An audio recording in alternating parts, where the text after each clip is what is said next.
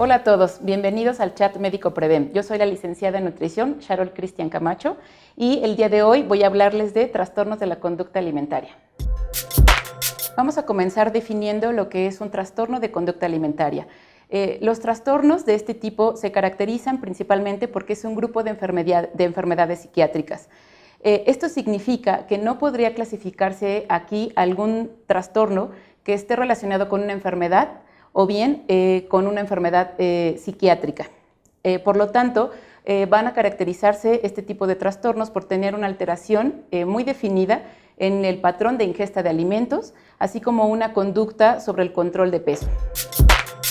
En México se realiza una encuesta de estadística que se llama Encuesta Nacional de Salud y Nutrición, que se lleva a cabo cada 4 años. Lamentablemente, el último ENSANUD, que es la forma de abreviarlo, no evaluó los riesgos de padecer una enfermedad de este tipo. El último registro que tenemos de este tipo es de 2012. En ese entonces se habló de que aproximadamente un 3% de las mujeres adolescentes y un 0.9% de los hombres tienen un riesgo o bien padecen algún tipo de trastorno de la conducta alimentaria. Llama la atención, únicamente como un dato complementario, que las niñas y niños en México tienen más o menos una prevalencia de obesidad del 18%, es decir, aproximadamente el 20% de los niños tienen obesidad y aproximadamente el 15% tiene sobrepeso. Estas cifras aumentaron de la última encuesta, por lo tanto, podríamos pensar que al mismo tiempo que aumenta la obesidad en el país, también aumenta el número de personas que tienen el riesgo de padecer un trastorno relacionado con los alimentos. La manera en que el ENSANUD mide este riesgo es por medio del cuestionario SCOFF. Este cuestionario es una forma temprana de saber si una persona tiene riesgo de padecer o bien está padeciendo ya algún tipo de trastorno de la conducta. Son 5 preguntas y al responder al menos una positiva nos habla de que ya hay ya es un foco rojo para tener en cuenta con esta persona. No es un diagnóstico como tal, pero sí nos sirve para tener una idea clara cuando alguien está ya en riesgo de padecer o de desarrollar un trastorno. Algunas de las conductas de riesgo que presentan al menos los encuestados, los adolescentes encuestados en México, era principalmente preocupación por engordar, preocupación por comer demasiado y preocupación por perder el control sobre el tipo de alimentos que se come. La diferencia muchas veces de las conductas de riesgo entre hombres y mujeres es que las mujeres tienden a recurrir a algunas conductas compensatorias tratando de justificar un poquito la cantidad de alimentos que se comen para poder bajar de peso, y en el caso de los hombres, la conducta de riesgo, al menos en México, es a ejercicio extenuante o exagerado. En México, en el Instituto Nacional de Nutrición y Ciencias Médicas Salvador Subirán, hay un doctor llamado doctor Armando Barriguete Meléndez, que es un especialista de aproximadamente 30 años de experiencia en los trastornos de la conducta alimentaria. Él hace una reflexión sobre la manera en que el medio está influyendo principalmente en los adolescentes, ya que la adolescencia es una etapa de transición en la que suele darse de forma natural una importancia al aspecto físico, y al haber tanto bombardeo de los medios por la importancia de estar delgado, sobre todo en las mujeres, si no hay un apoyo tanto familiar como profesional a los adolescentes, es muy probable que esta conducta, que debiera ser temporal y pasajera, tienda a convertirse en un problema psicológico. Los trastornos de conducta alimentaria son procesos justamente psicopatológicos. Algunos de los síntomas que podemos dar por hecho en estos pacientes es que tiende a haber depresión, tiende a haber aislamiento de la persona, hay ansiedad e incluso muchas veces se desarrolla un trastorno de ansiedad, hay una distorsión de la percepción del propio cuerpo, hay una tendencia a comer también cantidades muy pequeñas de ciertos alimentos específicos. También podemos darnos cuenta, las personas con un trastorno de este tipo tienden a castigarse a sí mismos, a sentirse culpables por no cumplir esas restricciones que ellos mismos se han impuesto. También sucede que la comida es el centro de la vida de estas personas. Es muy común que alguien que tiene un trastorno de la conducta alimentaria dé el mayor peso en su vida a todo lo relacionado con la alimentación. Hay ciertos factores de riesgo que se señalan en la bibliografía como constantes. Principalmente, la mayoría de los pacientes que padecen trastornos de la conducta alimentaria son mujeres. Entonces, un factor de riesgo puede ser el hecho de ser mujer. También la etapa de la adolescencia, la edad entre 11 años hasta 15 o 17 son las épocas de mayor riesgo de padecer este tipo de enfermedades.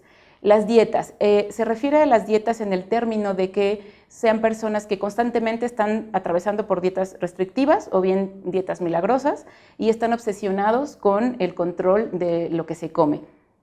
También la historia problemática con alimentos. Esto se refiere principalmente a la infancia.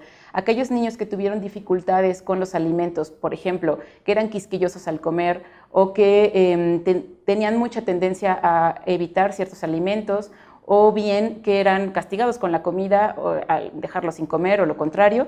Esta historia problemática relacionada con los alimentos también puede ser un factor de riesgo.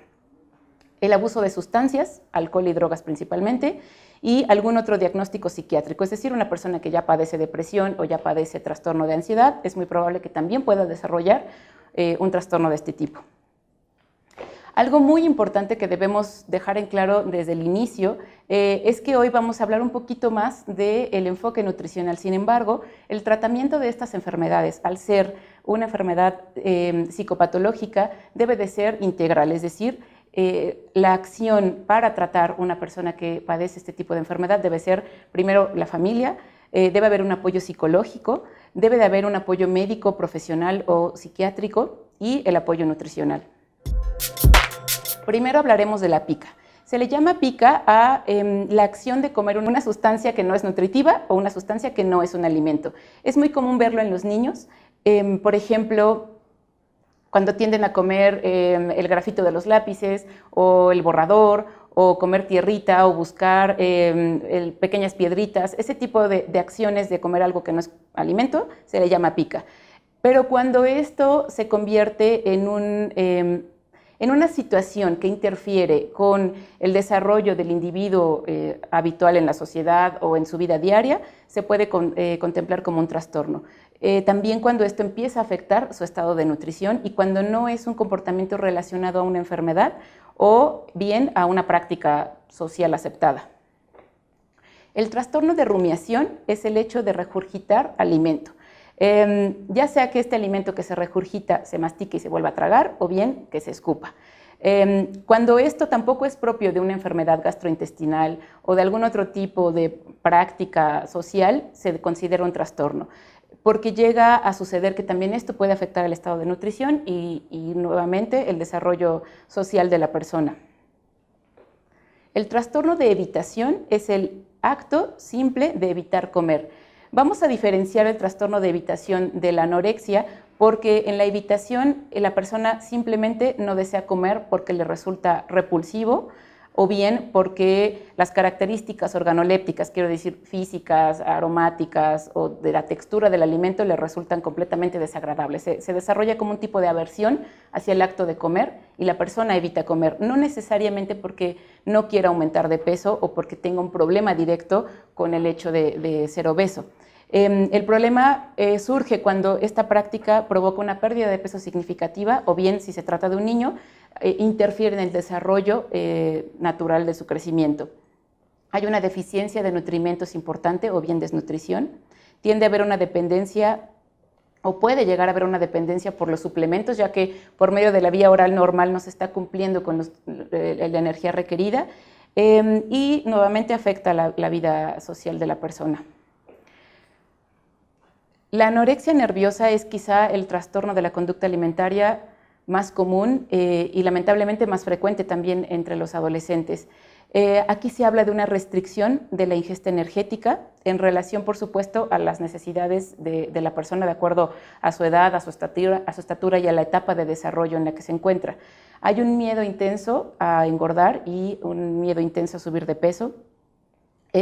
Incluso cuando la persona ya tiene un peso bajo o ya está muy delgada, y esto también entra en la siguiente parte muy importante, que hay una alteración de la autoconcepción de sí mismo, es decir, es una persona que probablemente sea muy delgada y sigue viéndose gorda, o él se ve a sí mismo como una persona gorda. El DSM, que es el manual del que hablábamos hace un momento, habla de dos tipos de anorexia. Uno de tipo restrictivo y otro de tipo con atracones. El restrictivo es específicamente cuando la persona evita comer o bien hace una sola comida al día o comidas con muy poquito alimento, pero no recurre a las purgas o al vómito para compensar el alimento que comió. Puede recurrir al ayuno prolongado, es decir, muchas horas sin comer, o también puede recurrir al ejercicio excesivo. En el tipo de anorexia de atracones es cuando justamente puede haber un atracón de comida en algún momento del día y después intenta compensarse con el vómito, laxantes, diuréticos, etc. El nivel de gravedad de la anorexia se mide de acuerdo a el peso perdido. Naturalmente se puede hacer un pequeño cálculo de la estatura y el peso de una persona, que es el índice de masa corporal. La Organización Mundial de la Salud maneja un índice de masa corporal normal arriba de 20, que es el número final que nos debe de salir, por decirlo así. Y en el caso de la anorexia, se maneja como una gravedad leve cuando el índice de masa corporal es de 17. Un índice de masa corporal que baja de 15 ya se considera extremo, es decir, aquí ya hay una desnutrición que no es compatible con la vida prácticamente. Las complicaciones en la anorexia nerviosa pueden llegar a ser graves. Aproximadamente el 10% de los pacientes que padecen anorexia nerviosa llegan a morir. La mayoría de las muertes por anorexia son suicidio, son complicaciones relacionadas con la deshidratación, con la falta de electrolitos y problemas cardíacos. Esta enfermedad lleva años, no es algo que se logre complicar del día a la mañana. Y es muy importante mencionar que la mayoría de las veces las personas que padecen anorexia o cualquier otro trastorno no buscan ayuda por sí solos. Generalmente son los familiares, los amigos, las personas cercanas a ellos quienes se dan cuenta que algo está mal y casi obligan a la persona a acudir con un profesional. Por lo tanto, hay que estar alerta de estos puntos rojos, porque a veces cuando ya se logra una intervención es demasiado tarde y la enfermedad está muy avanzada. Vamos a hablar de bulimia nerviosa. Es otra de las enfermedades más comunes de trastorno de la alimentación. Aquí hay episodios recurrentes de atracones de comida. La característica de estos atracones es que son cantidades de comida muy grandes en un tiempo relativamente corto. Es decir, si lo comparamos con el general de la población, sería una cantidad de comida que una persona normal, por decirlo así, no comería en un tiempo tan corto. Hay una sensación de falta de control con la alimentación. Las personas con bulimia refieren que no pueden controlar la cantidad de alimento que consumen y no pueden controlar tampoco el tipo de alimento que consumen.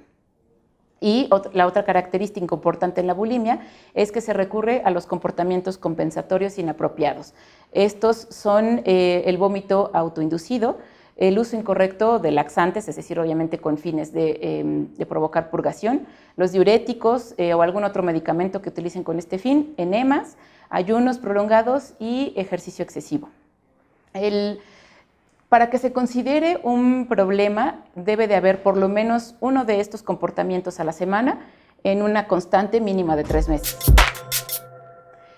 La manera de medir los niveles de gravedad de la bulimia es por medio de la frecuencia en que se dan los episodios de los que hablábamos. Un nivel leve sería 1 a 3 veces por semana y un extremo sería a 14 episodios por semana o más, es decir, que la persona hasta 2 o 3 veces al día lleve a cabo este tipo de comportamientos. Las complicaciones en la bulimia también pueden ser graves, aunque las personas llegan a tener una esperanza de recuperación un poco más elevada que en el caso de la anorexia. Las complicaciones en la bulimia generalmente están asociadas a los problemas tanto gastroesofágicos como gastrointestinales por el hecho del vómito autoinducido. El vómito autoinducido puede afectar encías, dientes por el ácido de los jugos gástricos. También puede afectar incluso las callosidades en las manos, que es una característica muy común de una enfermedad ya avanzada. Y los medicamentos como los purgantes pueden afectar también la parte gastrointestinal de la persona. Hay algunos otros trastornos de la conducta alimentaria que no son tan comunes, pero que se mencionan también en el DSM, que son el trastorno de atracón. Otros no específicos que pueden no categorizarse específicamente en anorexia y bulimia, pero que son muy similares. El trastorno por purgas, específicamente por purgas, el síndrome de comedor nocturno y el trastorno de ortorexia, que todavía no se considera un síndrome como tal, pero que cada vez está tomando más fuerza porque este se refiere a las personas que están obsesionadas por comer alimentos exclusivamente saludables. La terapia nutricional entra en conjunto con el tratamiento psicológico y el tratamiento médico, como habíamos mencionado. En este caso, nuestro objetivo como nutriólogos es ayudar a la persona a que reaprenda a comer, porque probablemente si tiene una historia deteriorada con la alimentación, si está obsesionada con algunos tipos de alimentos que los identifica como malos, poco saludables o que van a provocarle que engorde, necesitamos volver a hacer una estructura de ese tipo de la concepción de la persona de los alimentos. Necesitamos ayudarle a que organice la frecuencia con la que come y los momentos en los que come. Muchas veces estas personas comen una vez al día o provocan este tipo de atracones. Nosotros buscamos que una persona coma al menos 3 veces al día o incluso ahora los nutriólogos recomendamos 5 comidas al día. Por lo tanto, vamos a buscar negociar con esta persona que padece un trastorno de este tipo, llegar a un punto medio en el que él acepte comer ciertos alimentos y al mismo tiempo también pueda ver nuevamente la alimentación como algo positivo. Debemos identificar entonces qué alimentos son detonantes de este tipo de conductas. Debemos también identificar para esta persona cuál es un peso ideal o cuál es un peso que él considera sano. Y debemos también identificar los patrones negativos que tiene con la alimentación, ya sean rituales o ya sean malas combinaciones de alimentos o bien todo un conjunto de los dos. Como conclusiones, vamos a hablar de que el tratamiento debe ser multidisciplinario. Menciono esto nuevamente porque no basta con identificar que una persona está en riesgo y llevarla al médico. Necesitamos buscar un especialista y necesitamos trabajar en conjunto, tanto con el psicólogo, con la familia, que es la nueva forma de tratar este tipo de trastornos, en conjunto con terapia de familia y, por supuesto, con un nutricionista. Es importante reconocer que lo que nosotros logramos ver por fuera, es decir, que la persona baja de peso, que tiene conductas inadecuadas, es apenas un síntoma visible de un montón de cosas que vienen detrás. Es decir, estos son problemas de fondo que deben atacarse desde la raíz. No olvidar que la práctica de premiar con los alimentos debe quedar fuera. Muchos años se acostumbró o se acostumbra incluso en nuestro país a premiar a los niños o incluso nosotros adultos con comida. Los alimentos son importantes y son placenteros, sin embargo no deben sustituir la expresión de las emociones y no deben sustituir tampoco las expresiones de afecto hacia una persona. Por lo tanto, debemos educar a los niños, sobre todo en edades tempranas, a que puedan identificar sus sentimientos, sus emociones y manifestarlo. Y del mismo modo, identificar su apetito, identificar su saciedad y manifestarlo, para que no haya una relación entre unos y otros dañina que provoque en un futuro un trastorno de la conducta de alimentación.